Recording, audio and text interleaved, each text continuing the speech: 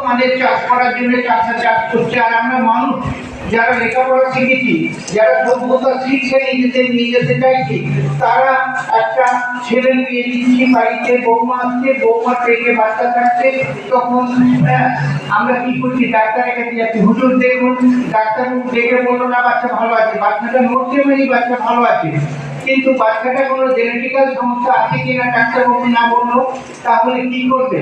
মা তখন কি করছে, ঠাকুরকে মানসিক করছে, মা বোয়াইতন্ডি তোমাকে জোড়া পাঠা দেবো যাতে আমার বাচ্চাটা ভালো থাকে।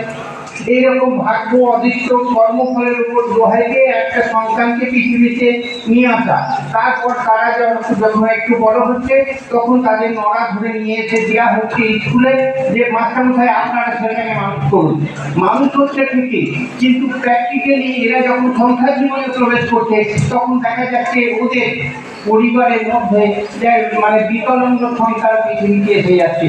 এইরকম সন্তান বিকলাঙ্গ, যেমন আমাদের রাজ্যে নিরুপম সেন ছিল শিল্পমন্ত্রী, সে হচ্ছে শিল্পমন্ত্রী, কিন্তু তার নিজস্ব সন্তানটাই হচ্ছে বিকলাঙ্গ। এইরকম অসংখ্য শিশু, অসংখ্য শিক্ষিত মানুষ আমাদের দেশে জন্ম দিচ্ছে, আর সেটা বোঝাটা বয়ে বেড়াচ্ছে আমার দেশের জনসাধারণ। আজকে প্রত্যেকটা মানুষ দেনাগ্রস্ত হয়ে